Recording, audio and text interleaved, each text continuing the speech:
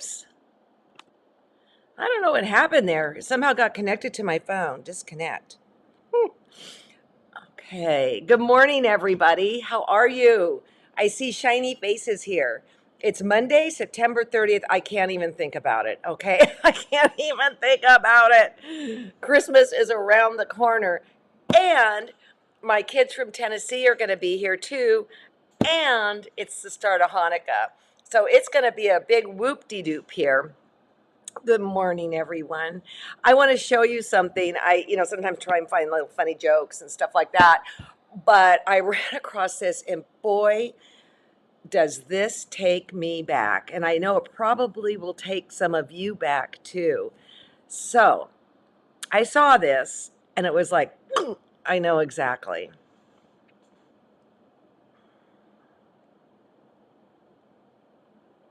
Hey, Paul. Hey, everybody. In the olden days, I always say in the olden days, when I probably would have a quilt on the frame, I couldn't do multitasking with little kids underfoot. So I would always, when I get done with the quilt, bind it and be done, I would just go into this super funk. I mean, a super, super funk.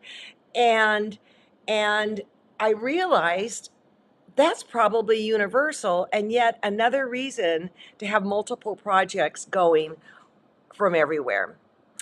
I do want to say I have been watching, as all of you, what's going on the East Coast, and my heart is wrecked. I was saying to John, I don't think I've ever seen anything like this in my life. Of course, we know about New Orleans, but that was on the water, you know? I mean, I went and looked at the map where Asheville is, and I've been there, and it's gorgeous. And I don't know. I know Georgia Bone Steel's okay. I know Pepper Corey's okay. Well, they're not okay. They're alive, but they don't. And Bonnie Hunter, it's all jacked up there. But I would say continued prayers, and if you choose to give money, make sure you go through a real reputable situation. I was just listening to the highway that's out of Nashville, and I know that on Sirius, and I know a lot of people, um, uh, stars and all that, are setting up foundations, etc. So I would just, we haven't decided what to do, but I mean, the thing that broke my heart was the other day, that was like a mom. I mean, they're cut off. They're cut off, it's horrible. So I don't really want to start on such a bummer, but man, I am watching and my heart is breaking in two. I mean, where's that water supposed to go? Right? I don't know. Anyways, on a happier note, Market is around the corner in Houston, and I am super excited to go. It's a little early this year, which means I'll be home in time for Halloween. I don't stay for both Market and Festival anymore. It is just too much. It is too much for the faint of heart. But I have just arranged with Katie Pasquini and Lester and Libby, and we're going to go out to dinner one of the nights. So that makes me really, really happy. Libby is the same. She's living life how you would expect Libby to live life. As she says, I'm not looking in the rearview mirror, I'm looking forward. So, yay on that.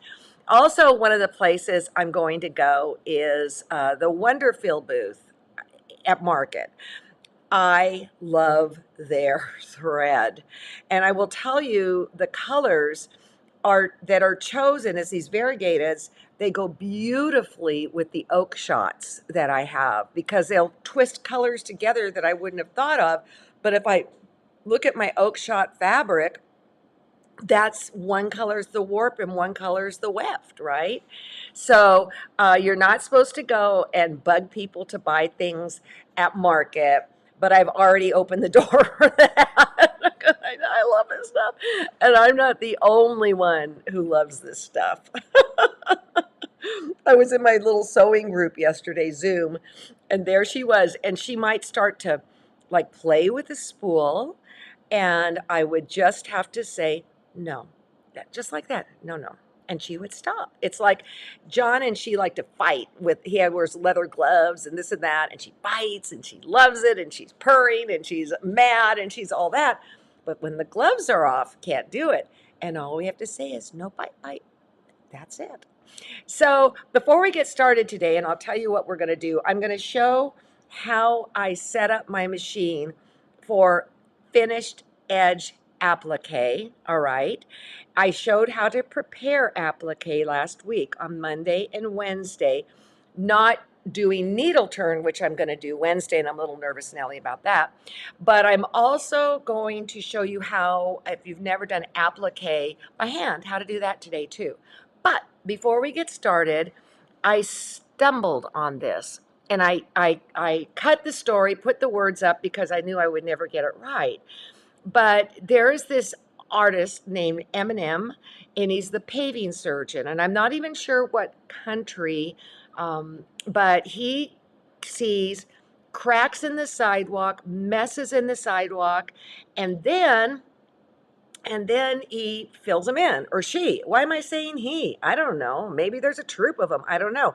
But nobody knows who it is. They will not tell you, etc. But okay, so this is an example. All right.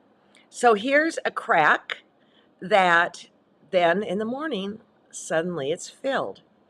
And I realize that this is not quilting, and we will get to quilting, but I think this is ingenious. I gathered at least 20 photos, of which I will not have you bear through all of them, but I couldn't get enough of it. I could not get enough of it.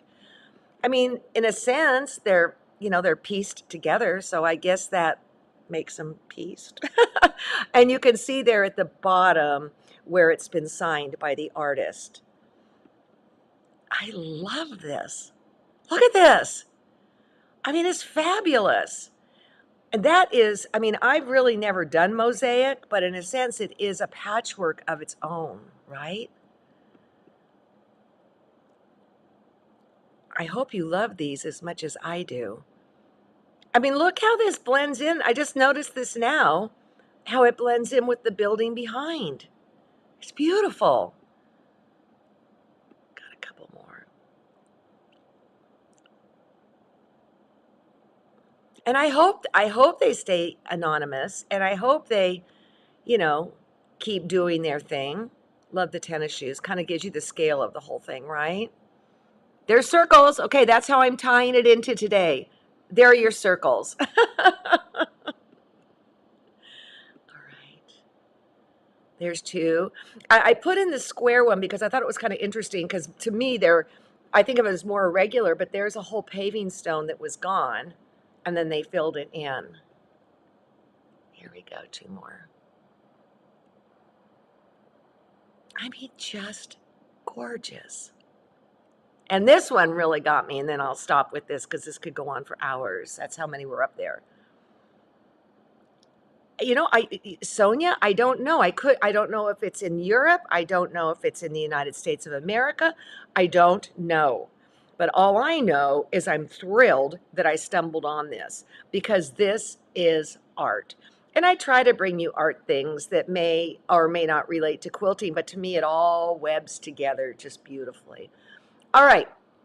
So last week we were talking about irons and leaving them, unplugging them when you go away, or even just leaving them on. And one of you said something like, "Oh, I left my iron on all night." So Paula has this great idea. In her light bar, you can see it down towards the bottom, she has this lamp that I think she said it's like, 6 watts, 5 watts. I mean, nothing. When her iron is turned on, she turns on the light bar and turns off the light bar. When her iron is turned on, the light is on. That said, this particular, is it Rowenta, lights when it's heating up, but when it's heated up, the light goes off. But that lamp there tells her that her iron is on.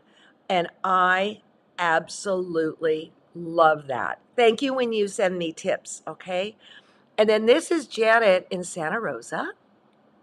Another temperature quilt. And I beg forgiveness. I asked, gosh, I wonder if anybody in Alaska has one, and it was sent to me.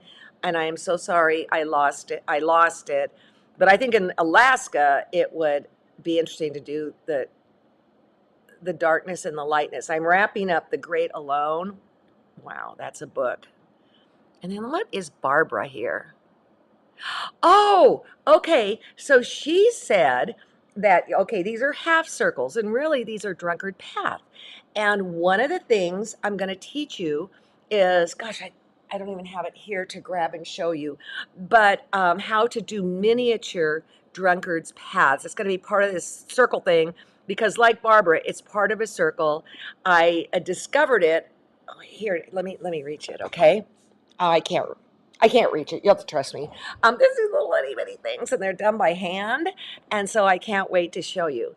But enough of that. Okay, so Joanne connects a light to her light bar too. All right, let's get on to the show. This is a pre-record that I did on setting up my Bernina, how to do finished applique. I know everybody is, what's the matter? That thing right there, that circles. Ah,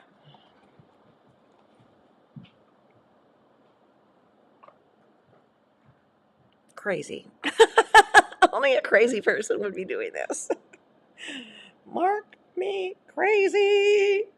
And they're super addicting. All right, enough of that. Okay, so when I doing machine applique, finished, I want to use the finest thread on top that I can use because I want it to disappear. Now you can use well, you know what? You can use a monopoly and a dark, a smoke, or a clear, but you might get a little sheen. Let's listen to the video and I'll be watching questions and then we'll get back into handwork. All right? Sounds like a plan?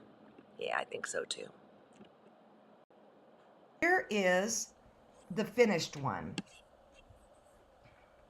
And the finished one, I really don't want any of the stitches to show. So what I'm going to do is I'm going to glue stick this down in place. You could also use Roxanne's glue if you wanted, but I would position it down here. And then let's go to, now I can show you this picture. What you're going to want to do is you're going to want to alter the stitch, all right? You can see here on the right hand side in the middle, I've got my blanket stitch button on.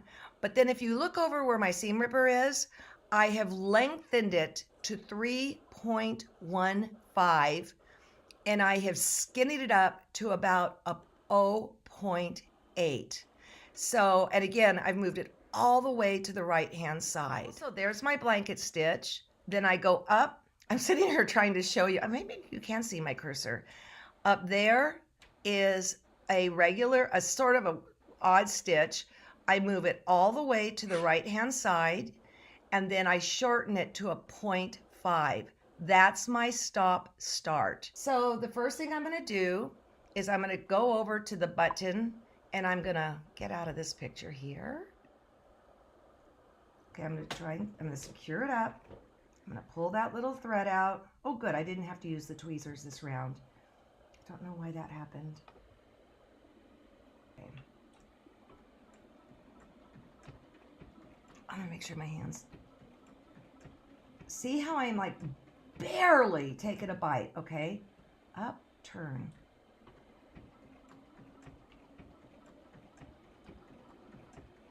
Now, of course, the smaller the circle, the more you're going to have to turn this.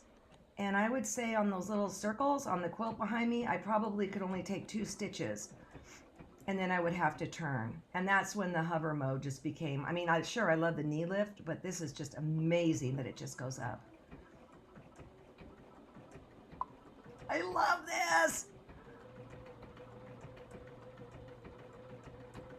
Oh my gosh, I love this. Okay, I'm going to finish it off. I'm going to go back to that little straight stitch. Cut it. And let's take a look-see.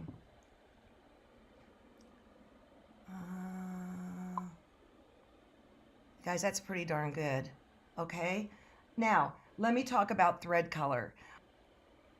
What I like to do is I like to match the thread to the applique. And so this is a ring of colored thread that we have. These are 80 weights and it works like silk, okay? And this is fabulous. You did this quilt using this ring, and I just put this on the top of my machine and it's just no big deal. If I did not want to change the color that actively, get yourself a monopoly thread. This is 100 weight, Quilter Select. This is smoke. This is clear. How this is different from the others is that it has less stretch and it also has less shine. Yeah, it has a little bit of a shine, but less shine. And I always, always, always use the 80 weight on my bobbin. It's a polyester thread, and for my piecing, for my applique, for my quilting, for everything. So I want you to take a look at this. This is a quilt that I did from a challenge that Ricky and I did. And he had a really wacky antique quilt. I mean, a crazy antique quilt. And then we decided we would each take our inspiration from it and make a quilt.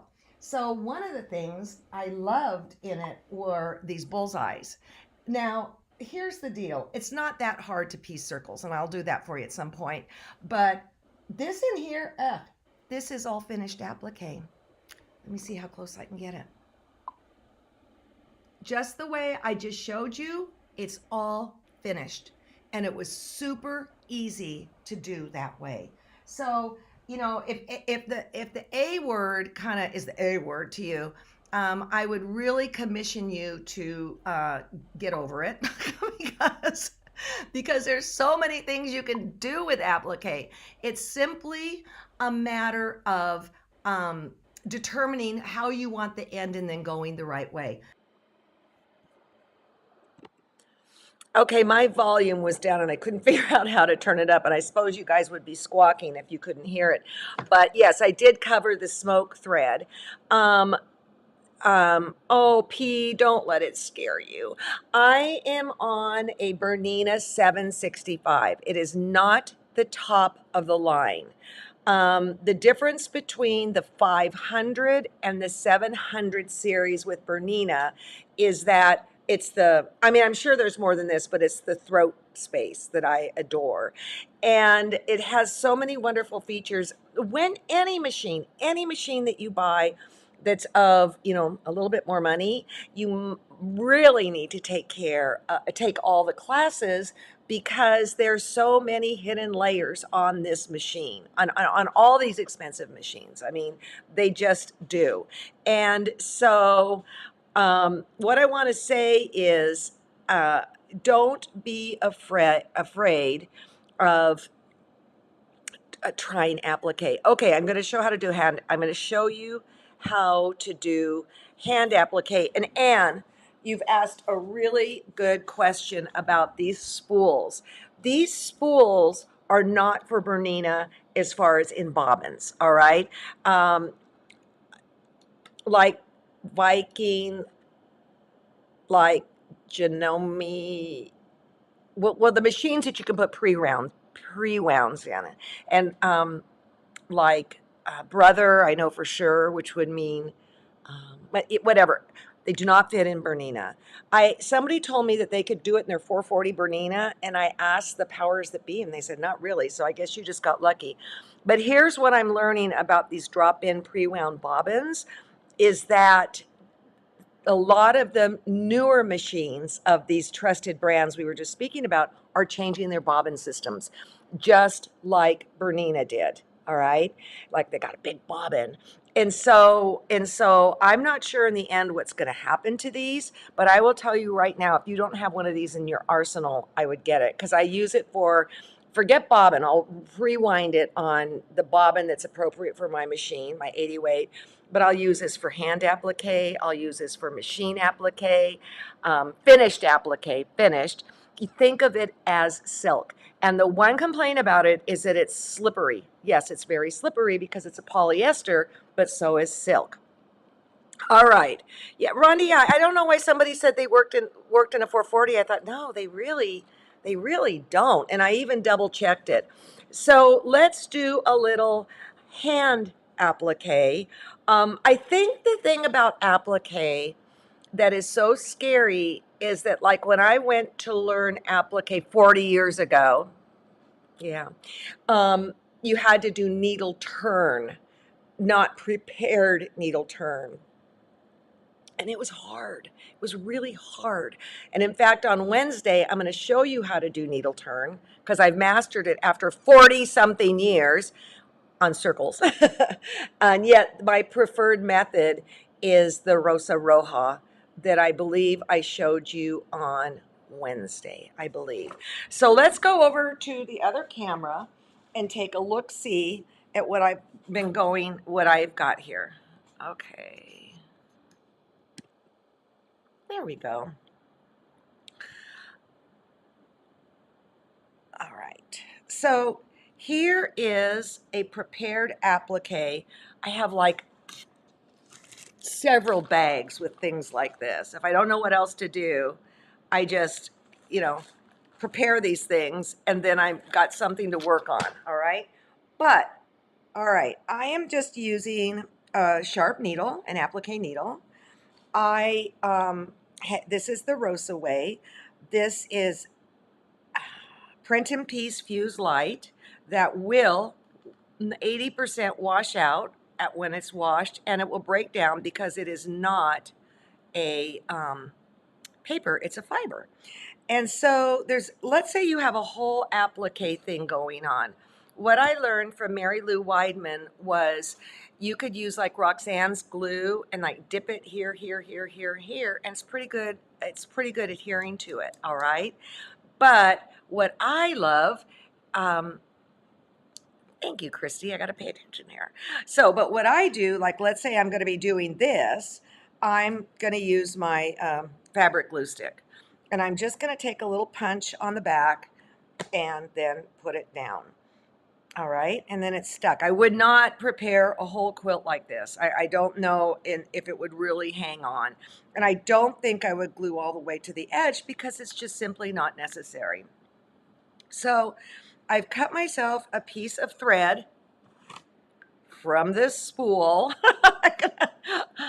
I don't want you weighing when you can't get it anymore. Okay, that's all I'm going to say. So got a couple ways to start. I've got a little quilter's knot, and how I make my quilter's knot is not like how you do. I make an O around my fingers, and then I come up, and there is my little knot right there, and I'm going to cut it.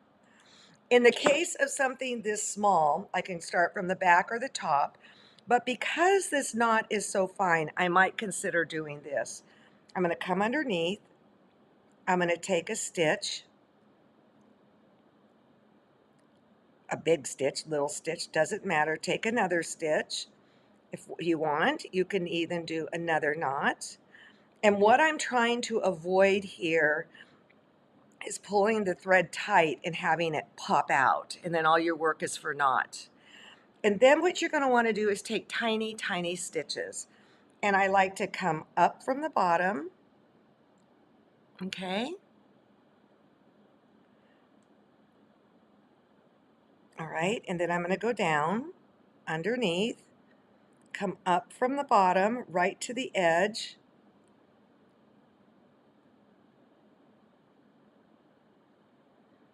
and you'll see that it blends in. And just like machine applique, I want to match it. Okay, look at that. That is not good. So let's see what we can do about that. Somebody who prepared these did not do a good job. I don't know who that would be. I'm just going to pull it in a little bit.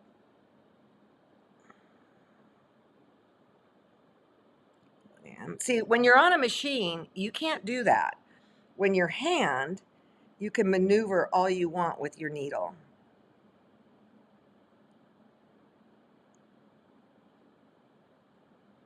Okay.